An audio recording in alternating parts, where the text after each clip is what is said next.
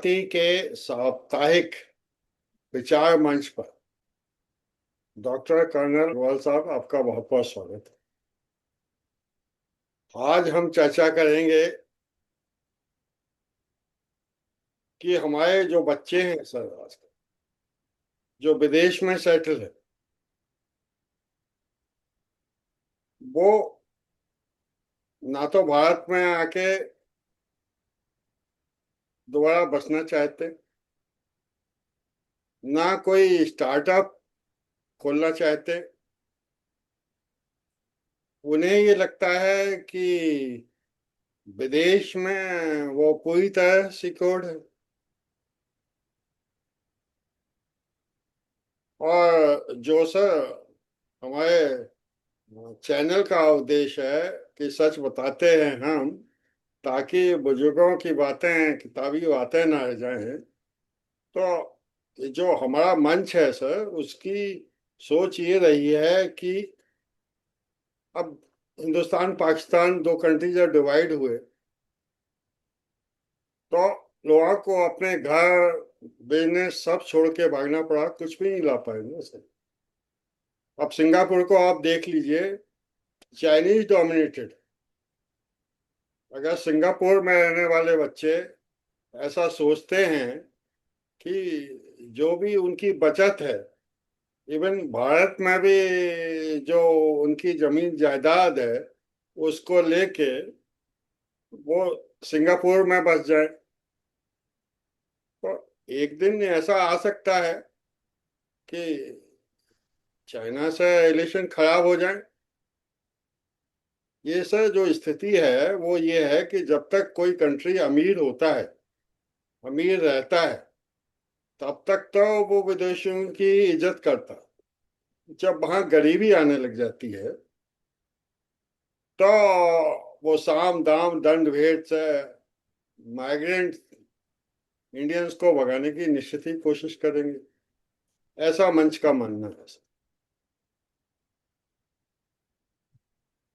तो सर इस विषय में, क्योंकि आप काफी शोध करते रहते हैं, चिंतन मंथन करते रहते हैं, इसका कारण क्या है, और बच्चों में भी, बल्कि बहुत सारे तो बच्चे अब बुजुर्ग हो चुके हैं और वहीं सेटल्ड हैं, तो भारत माँ भारती की भी तो सेवा करना उनका दायित्व है ना सर। वहां रहते हुए कोई एग्जिट रास्ता भी तो उन्हें बनाना चाहिए कि ऐसी स्थिति आ जाए तो एक स्टार्टअप इंडिया में एम्प्लॉयमेंट के लिए, अगर उनके पास पैसा है, अगर पैसा नहीं है तो कोई बात नहीं। तो सर इस विषय पर थोड़ा सा अपना मंतव्य दें। Over to you sir. सबसे पहले मैं अपने सभी दर्शकों को मेरा प्रणाम है, और मैं सबसे आग्रह करता हूं कि वो सब्सक्राइब, लाइक और शेयर बटन जरूर दबाएं, जिससे कि हमारी हौसला अफजाई होती रहे और हम इसी प्रकार हर हफ्ते आप लोगों को नए नए विषयों पर, हम बुजुर्गों की तरफ से जो हमारे ख्याल हैं वो आपसे हम शेयर करते रहें।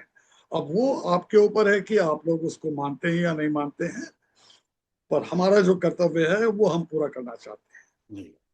अब आपने जो विषय उठाया है उसके दो मुद्दे हैं आपने जो पूछे हैं, कि पहले कि वो सेविंग्स कैसे करें और कहाँ पर करें, कहाँ पे सिक्योर ज्यादा होंगे, कहाँ उनकी सेविंग्स सिक्योर होंगी और किस प्रकार की सेविंग्स सिक्योर होंगी।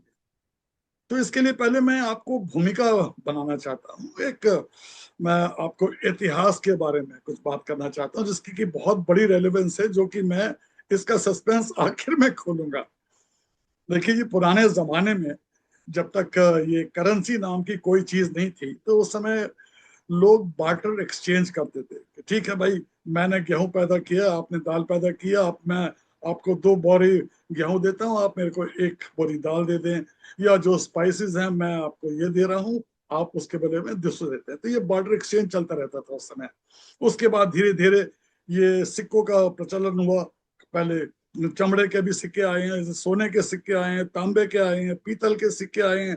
तो जब ये सिक्के वगैरह आना शुरू हो गए, सोना सबसे पहले से था, तो उस समय लोग क्या करते थे, अपना बचत के लिए यही सिक्कों को वो संचित करते थे, और साथ ही साथ में सोना भी वो रखते थे अपने पास में।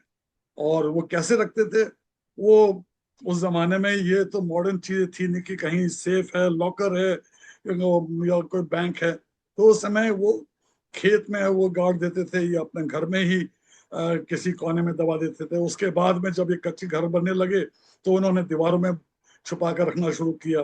पर अब वो सिस्टम तो खत्म हो गया, क्योंकि बहुत से मॉडर्न जो टेक्नोलॉजी आ गई है वो सब जगह से निकाल देते हैं। तो ये तो मैंने आपको एक छोटा सा बैकग्राउंड दिया है। अब इसका पीछे मेरा रैशनल क्या है, अब रैशनल समझाने के लिए मैं बिल्कुल आपको एक इंटायरली न्यू डायमेंशन पे लेना चाहता हूँ। आजकल के जमाने में अब तो ये जो गहरा राज्य है इसकी नॉलेज इंफॉर्मेशन अब लोगों में अवेयरनेस फैलने लगी है। और मोटा मोटा मैं बहुत ही ब्रीफली कोशिश करूंगा इसको बताने के लिए। इस समय दो गहरे राज्य हैं जिनका की एम यही है कि one universe, one earth, one nation, one language and no religion. यानी कि कोई देश नहीं, पूरा अर्थ एक ही देश है, कोई बाउंड्रीज नहीं, सबको एक ही समानता से एक ही लैंग्वेज पढ़नी पड़ेगी। उनका कोई धर्म नहीं है, कोई रिलीजन नहीं है। ये उनका उद्देश्य है। अब ये उद्देश्य कैसे वो पूरा करेंगे? आपको गुलाम बनाकर, गुलाम बनाएंगे। कैसे गुलाम बनाएंगे ये मैं अब आपके सामने बताता हूँ। तो इस समय जो है कि दोनों, आपको जैसे पता ही है, जैसे मैं पहले भी बता चुका हूँ, इस समय दो ये गहरे राज्य के प्रतिद्वंदी हैं। एक 250 साल से चल रहा है, एक अभी नया है, पर उसकी वो बहुत तेजी से प्रगति कर रहा है और वो दोनों करीब करीब स्ट्रांग हो चुके हैं। बल्कि जो नया वाला है उसके कहते हैं कि उस वो और भी ज्यादा ताकतवर हो गया। तो इनमें अभी वॉर चलता रहेगा जब तक कि एक, ये फाइट टू द फिनिश चलता रहेगा जब तक कि एक क्लियरली डोमिनेट ना करने लगे। और अपने ये दोनों के कंसेप्ट एक ही हैं। जैसे मैंने कहा था कि one one earth, one country, one religion, I mean one language and no religion, दोनों का एम एक ही है। तो अब हम आते हैं कि आगे आएगा कौन सा डोमिनेट करेगा। अल्टीमेटली एंड रिजल्ट यही होगा कि वो हमें गुलाम बनाकर ही हमें रूल करेंगे, हमारे सारे के सारे राइट्स कर्टेल कर देंगे। तो अब हम आते हैं, ये तो मैंने आपको ये बैकग्राउंड दिया कि इसी के परिप्रेक्ष्य में हम आते हैं कि इस समय करेंसीज कौन कौन सी प्रेवलेंट है इस समय, जो पूरे देश में नहीं, पूरे मतलब वर्ल्ड में कौन कौन सी करेंसीज डोमिनेट करती हैं वर्ल्ड इकोनॉमी में। एक तो सबसे पहले ऊपर है डॉलर का, अमेरिका। उसके बाद आती है यूरोपियन यूरो। थर्ड आता है आपका ब्रिटेन का पाउंड। और चौथा है चाइना का युआन। चार ही मेन करेंसीज हैं।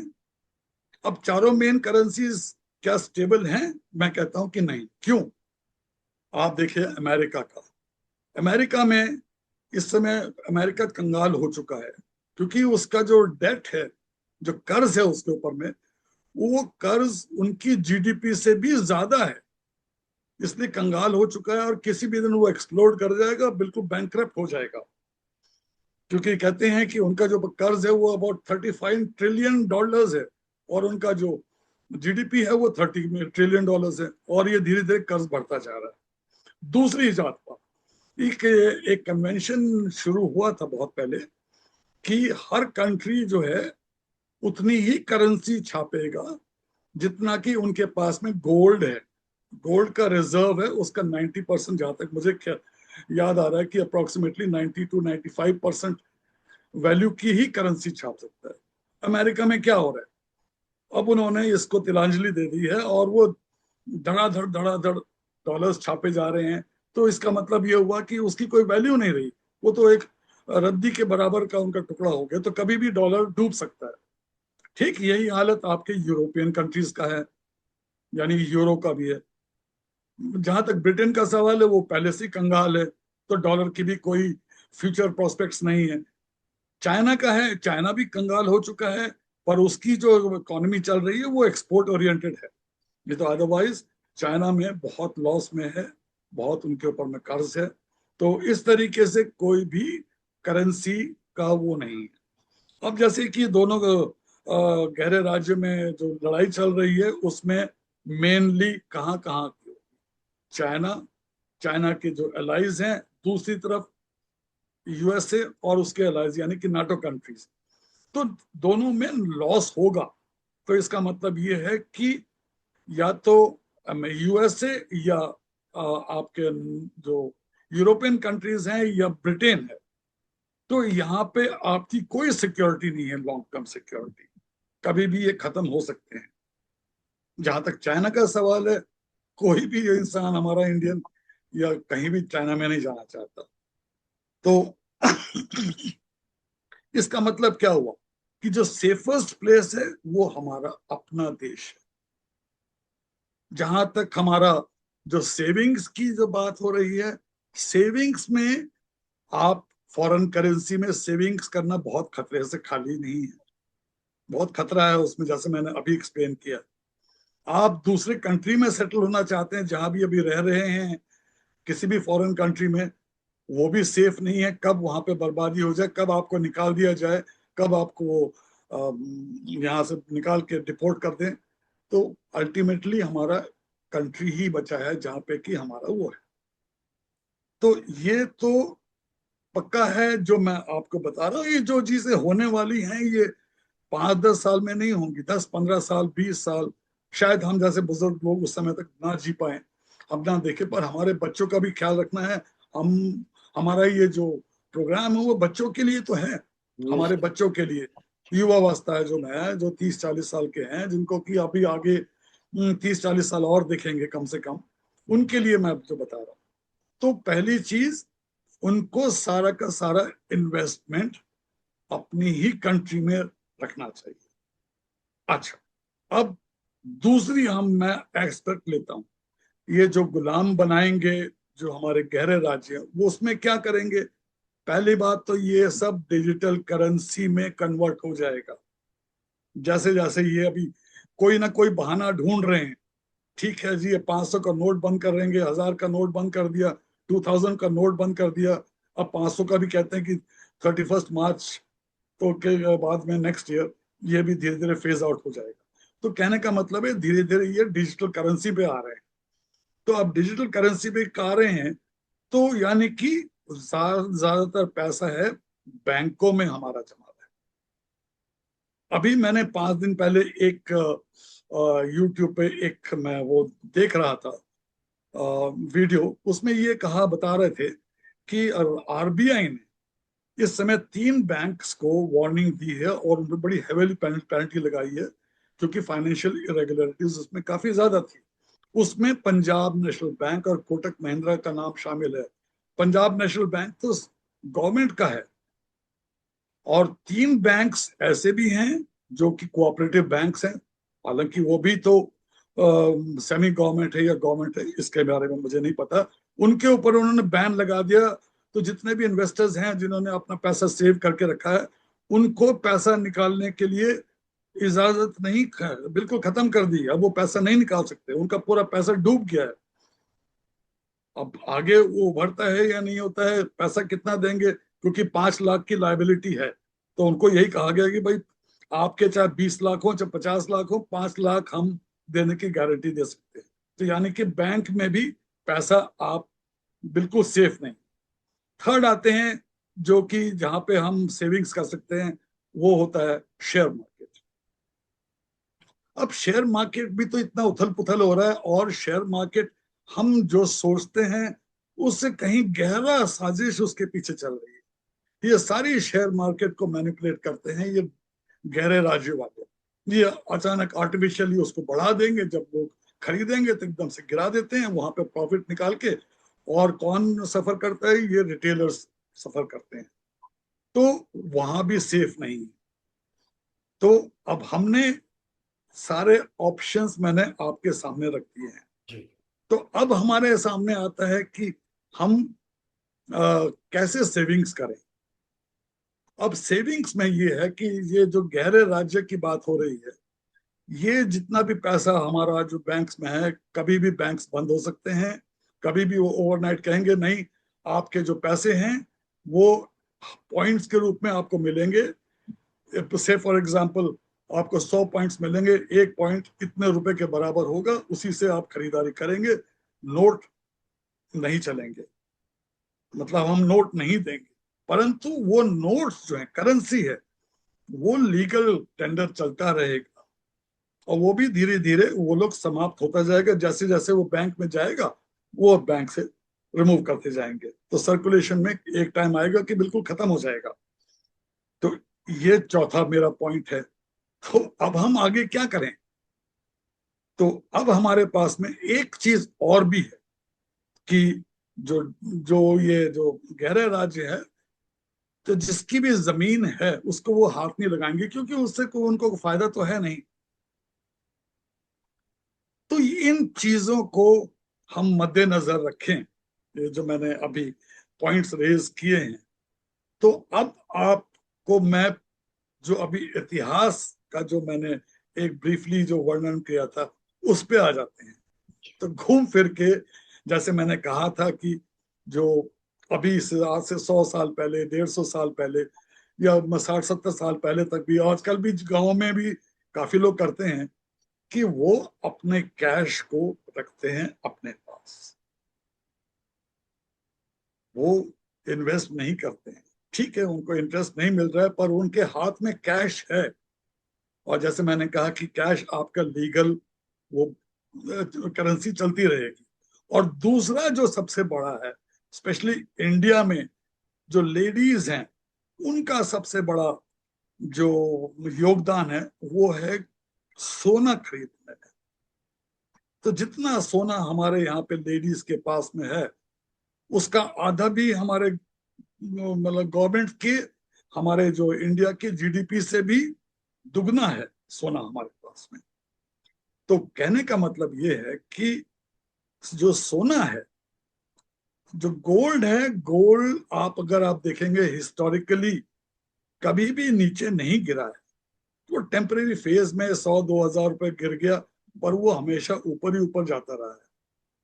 तो अब जो है इस समय 1 लाख रुपए चल रहा है, और ये कुछ ही सालों में इसकी वैल्यू बढ़ती जाएगी। सो मेरा जो एडवाइस यही रहेगा कि अब कितना ये जो डीप से की हम बात कर रहे हैं, गहरे राज्यों की बात कर रही हैं, उनके जो उनके एम्स हैं, कितना कब तक वो होंगे, इसका तो हम कोई नहीं कह सकता इसके बारे में। परंतु to be on the safe side, मैं तो यही कहूंगा कि आप अपना पैसा अपने देश में रखें, जिससे कि कभी भी निकले आपका पैसा आपके साथ में सुरक्षित रहे। कैश में रखें, बहुत ही ऑर्थोडॉक्स चीज है।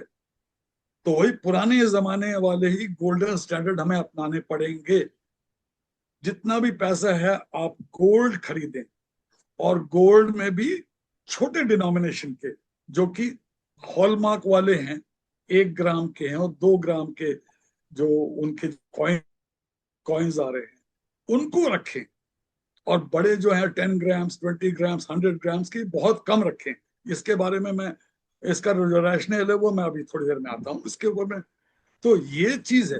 तीसरी चीज, जितने भी हमारे एनआरआईज हैं, उनको एक छोटा सा प्लॉट, चाहे कहीं भी रिमोट विलेज में भी, एक लैंड का टुकड़ा रख लें, वहां पे फार्म हाउस बना लें, जिससे कि उनके पास में सर पे छत होगी।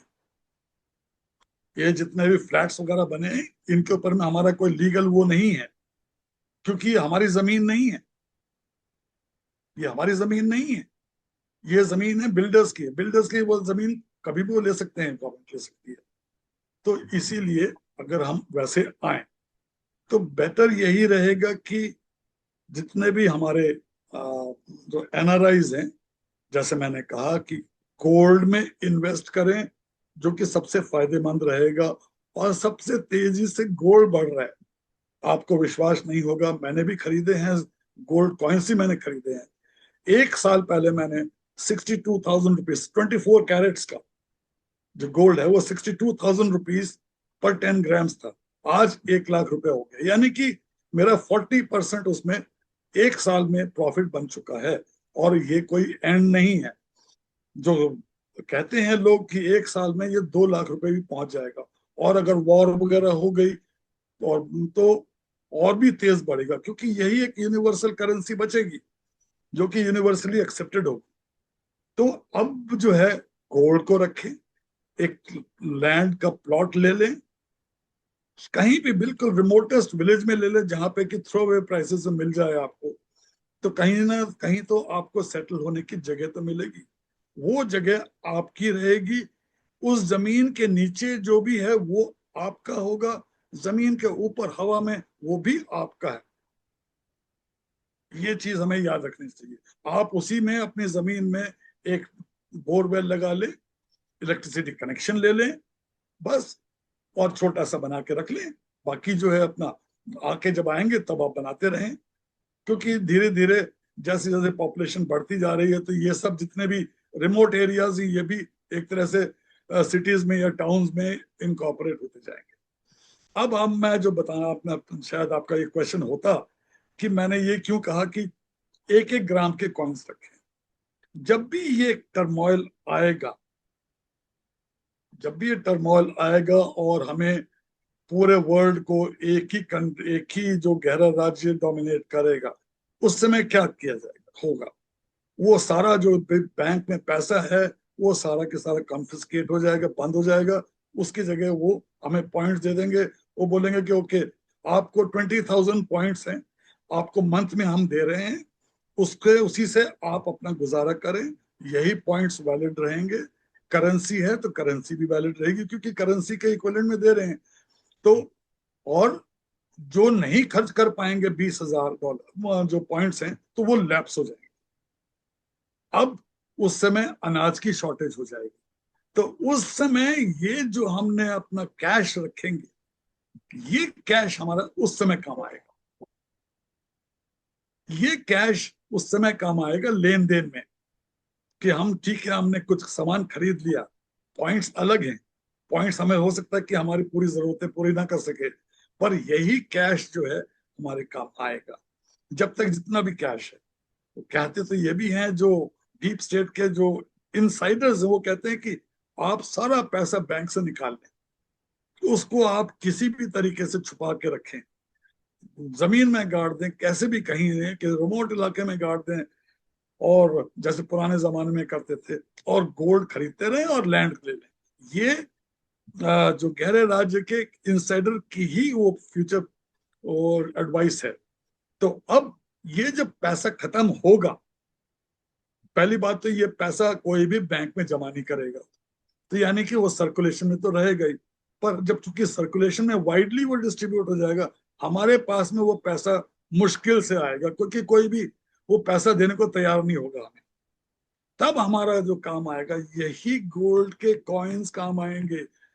तो अगर हमें कोई चीज खरीदनी है, से मंथ का एक राशन खरीदना है, तो हम 1 ग्राम का जो सिक्का है उससे हम बोलेंगे ठीक है भाई, ये लो तुम्हारा, इसमें जितना भी हमारा वो बनता है, राशन बनता है, जो हमारी रिक्वायरमेंट्स है वो आप हमें दे दो। तो इस तरीके से हम सस्टेन कर पाएंगे। तो ये हमें बहुत ही फार फेच्ड आइडिया लगता है, एक तरह से फेरी टेल लगती है, पर हमें नहीं पता कि क्या होने वाला है। बट इसमें भी कोई शक नहीं है कि हमें ये तो सबको पता है कि ये जो हम गहरे राज्य तो हैं, इनमें लड़ाई होनी है, कभी कोई डोमिनेट करेगा, कभी कोई डोमिनेट करेगा। इंसिडेंटली इनका ये जो करने का है, ये जो अपना एम अचीव करने का जो टारगेट है वो 2050 है। 2025 हो चुका है, तो 25 साल में ये सब कुछ होना है। और ये तो नहीं कि रातों रात हो जाएगा, ये तो अभी से ही शुरू हो गया है। तो क्यों ये आपके फ्लड्स वगैरह आ रहे हैं, क्यों आ रहे हैं ये सब चीजें? क्योंकि ये सब साइंटिफिकली प्रोड्यूस्ड फ्लड्स हैं, जिससे कि ज्यादा से ज्यादा जमीन बंजर हो जाए। एक दूसरे की वो करने में तुले हुए हैं। जब जमीन बंजर हो जाएगी तो अनाज कहाँ से पैदा होगा? जब अनाज नहीं पैदा होगी तो फूड शॉर्टेज हो जाएगी पूरे वर्ल्ड में।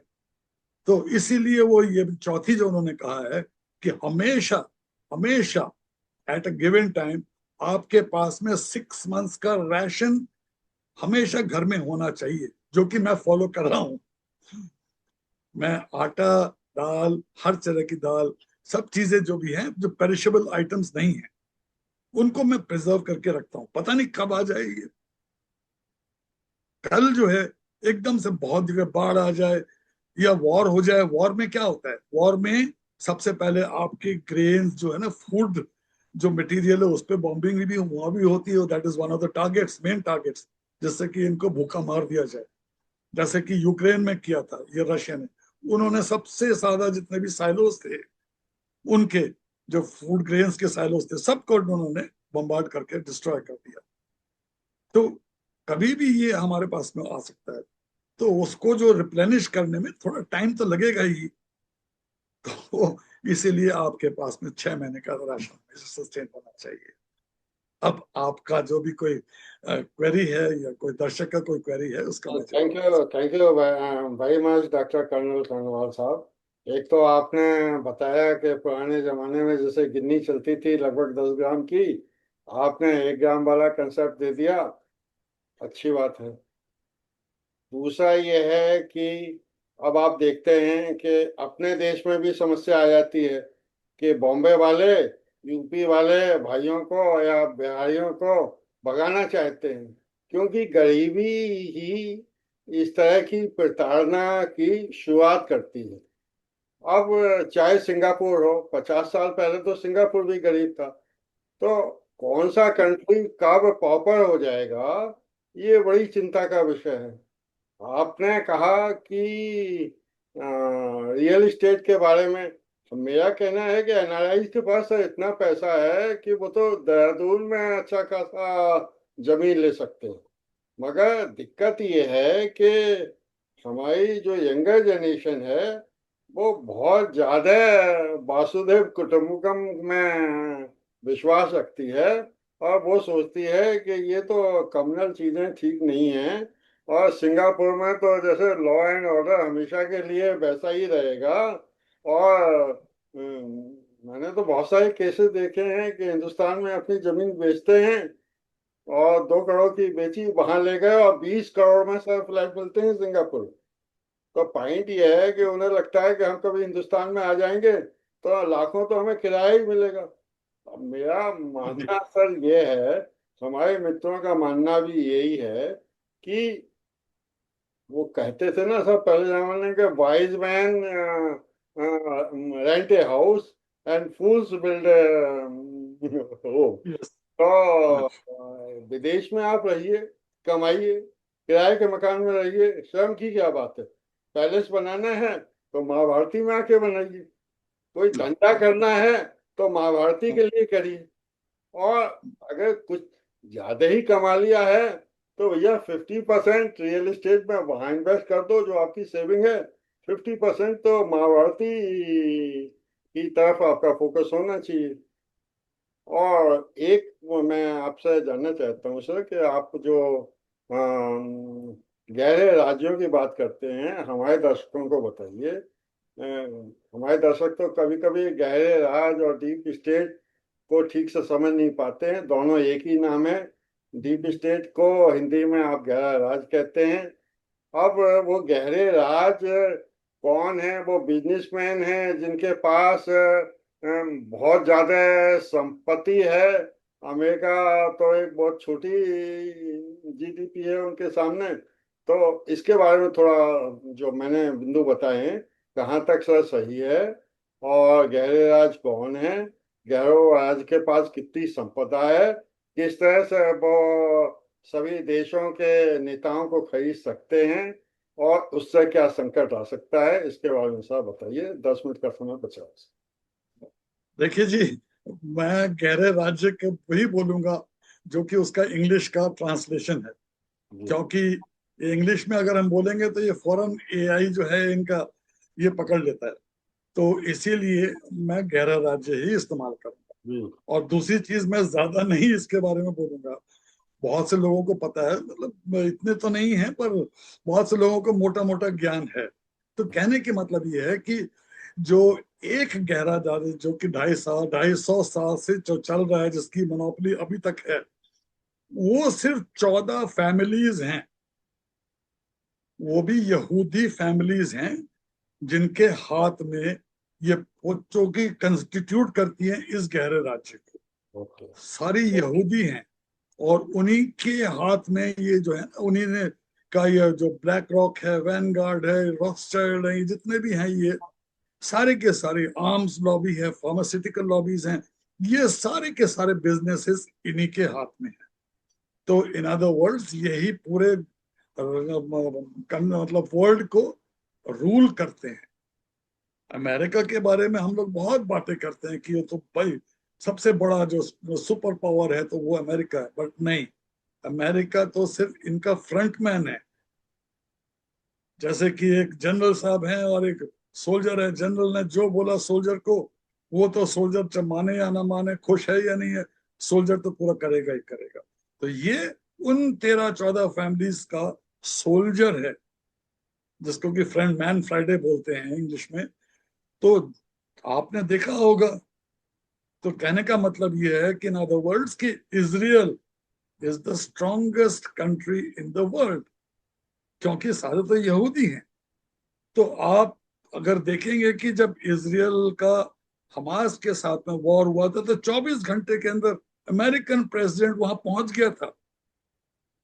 ये तो कभी सोचा है कि छोटे से मतलब देश में सबसे बड़े सुपर पावर का वो प्रेसिडेंट पहुंच जाए? वो ऊपर से बातें कुछ और करते हैं अपनी रेपुटेशन को रखने के लिए, बट वो जो है जो 14 फैमिलीज के सामने दो मिलाते हैं। तो ये जो 14 कम कन वो हैं, यही पूरे वर्ल्ड को कंट्रोल कर रही हैं। सारा पैसा उन्हीं के हाथ में है। तो जैसे फाइनेंशियल जो इंस्टीट्यूट्स हैं, जैसे ब्लैक रॉक है, रॉथस्चाइल्ड, इन सारा तो कुछ इन्हीं के पास में है।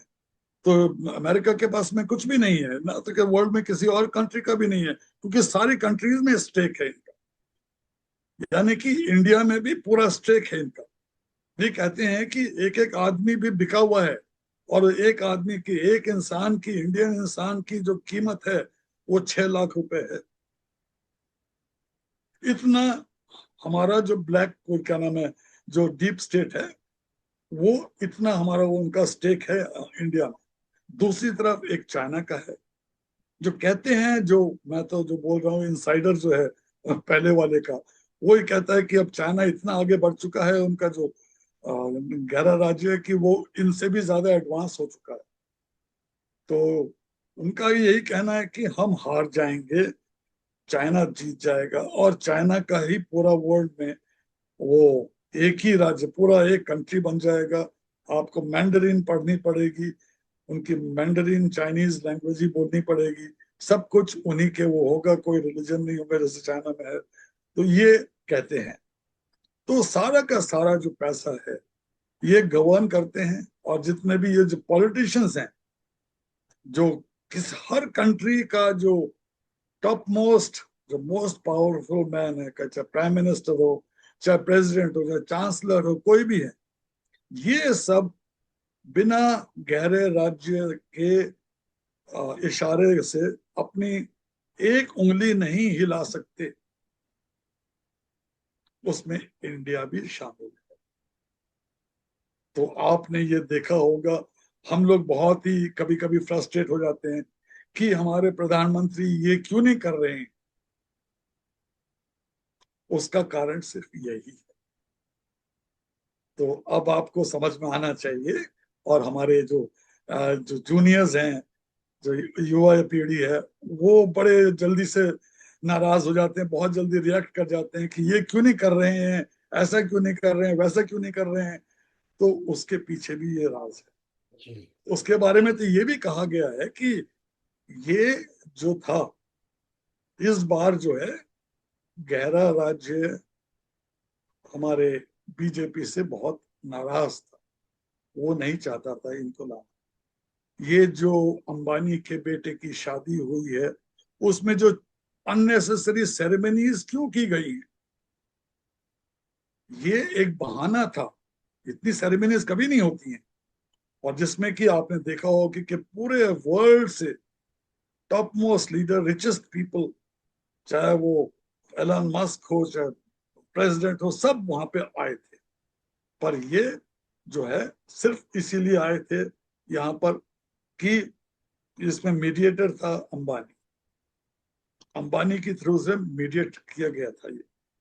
और जब इन्होंने बहुत ही हार्ड बार्गेनिंग हुई थी तो एक यॉट में जो पांचवी जो सेरेमनी होती वो भी सीक्रेट सेरेमनी थी। एक बहुत बड़ा जो शिप का जो है ना क्रूज था, वो डीप सी में जाकर वहां पर फाइनल वो साइन किया गया था अंडरस्टैंडिंग, जिसमें कि ये बोला था ठीक है हम इतना आपको देंगे सीट्स, हम चाहे तो आपको 0 सीट दे दें। तो घूम फिर के उन्होंने बोला कि हम इतना दे देंगे कि ना आप डूबेंगे और आप शायद बना लेंगे। अगर हम मुझे बेटर डील मिल गई आपके ऑपोजिशन से तो हम ऑपोजिशन को बनाएंगे।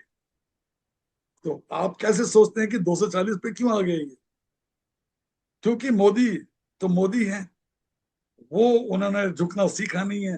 तो उसी के चक्कर में उन्होंने अपने प्रिंसिपल्स का कोई भी कॉम्प्रोमाइज नहीं किया और उसका उन्होंने खामियाजा भरा है। परंतु भरने के बावजूद भी उनके अंदर इतनी इच्छा विवेक और बुद्धि थी कि वो भी अभी जो है ये कोalition की सरकार चला पा रहे हैं और आगे बढ़ रहे हैं।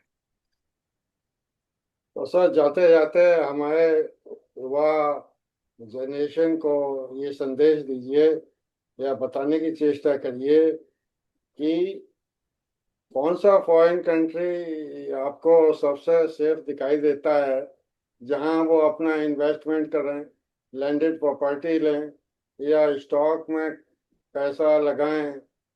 और कुछ ऐसा भी करिए कि जो हिंदुस्तान में हमारा मंच का मानना सर ये है कि जो स्टार्टअप नहीं लग पा रहे हैं वो पैसे के अभाव में नहीं लग पा रहे हैं। इनमें जागरूकता कैसी लाई जाए कि वहाँ तो दूसरे देश के लिए तो मैं तो पैसा लगा रहे हैं, अपने देश के लिए कुछ नहीं करना चाहते। मुझे तो सर ये भी अफसोस बहुत है कि हमारे अलमुनी एसोसिएशन वगैरह में, रुड़की वगैरह में क्या है कि बहुत सारे लोगों ने बहुत कुछ कमा लिया। वो अपने अल्मा मैटर को पैसा दे देते हैं, 10 करोड़ 20 करोड़। उनको अगर इतनी कॉम्पिटेंट हैं वो, हम उनसे कहते हैं तो आप यहाँ स्टार्टअप क्यों नहीं लगाते? अल्मा मैटर इतना गरीब थोड़ा ही है कि आप 10 करोड़ दे देंगे तो कुछ वो तीर मार लेगा। आप अपनी टैलेंट दिखाइए, इस बारे की विवेचना करिए और सब सभा को उपरांत किया जाए। Thank you. तो पहली बात तो ये है कि आपने पूछा कि कौन सा कंट्री सबसे सेफ है इस समय। जो आगे के हम हालात जिसके बारे में हमने बात की है उसको अगर हम नजरअंदाज ना करें तो अपना देश ही सबसे सेफ है। बिल्कुल। ये मैं अनइक्विवोकली मैं बताना चाहता हूँ। दूसरी बात जो कि जो गहरे राज्य का जो इनसाइडर है उसने कहा है कि नॉर्वे नॉर्वे आपका सबसे सुरक्षित देश है, क्योंकि नॉर्वे पे कोई भी अटैक नहीं करेगा, क्योंकि जो गहरे राज्य का हेडक्वार्टर भी नॉर्वे में ही है।